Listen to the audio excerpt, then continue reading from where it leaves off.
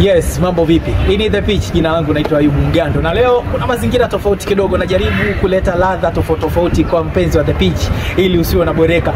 Ule mgogoro wa mechi ya watani wa jadi kati ya Yanga ambao watakuwa wenyeji dhidi ya Simba ambao ulipangwa kuchezwa Juni 15 bado unaendelea. Na wazee wa Yanga leo asubuhi wametoa tamko kwamba hawachezi. Msimamo wao uko pale pale, hawachezi. Na wamemwambia rais wa klabu hiyo Engineer Hersi Said kwamba akipeleka timu uwanjani kucheza dhidi ya Simba basi yeye si rais wa klabu ya Yanga tena. Kwa umeona ni jinsi gani sakata la Simba na Yanga lilivyokuwa kubwa. Na nashangaa kwa nini viongozi wa bodi ya ligi wameamua kuwa viburi kutokutaka kungatuka ili kupisha mchezo wa Simba na Yanga uweze kuchezwa, kwa sababu Simba na Yanga ni mchezo mkubwa sana, si tu kwa Tanzania bali Afrika nzima. Kuna waandishi wa habari ambao wanatoka Afrika Kusini, kuna waandishi wa habari ambao wanatoka Morocco, wote wanafuatilia dabi ya Kariakoo kwa sababu ni moja kati ya mchezo mkubwa sana Afrika. So ufikia wakati sasa viongozi wa bodi ya ligi wasione aibu.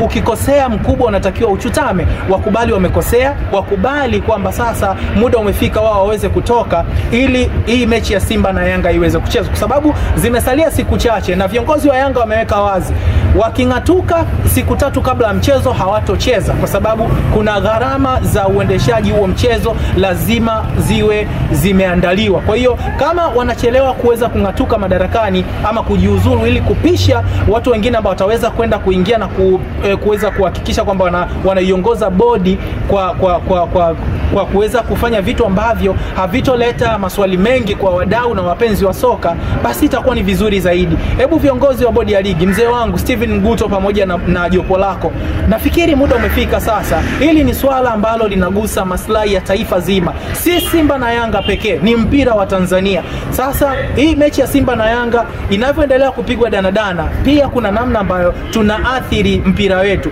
Tunaonekanaje huko kwa mataifa ambayo ni majirani zetu, mfano Kenya, Uganda na nchi nyingine ambazo zinafuatilia ligi yetu. Kuna namna ambayo lazima ukubali kuwajibika, kwa sababu kiongozi kama kiongozi unapopewa ridhaa ya kuweza kuongoza ofisi, ile ofisi sio ya kwako. Upo pale kwa ajili ya watu, unawatumikia watu, na kama umefanya kitu ambacho kinahitaji wewe uweze kujiuzulu, basi jiuzulu ili mambo mengine yaweze kuendelea. Ndio maana tunasema katika uongozi kuna kitu kinaitwa transparency and accountability, yani kuna uwazi na uwajibikaji.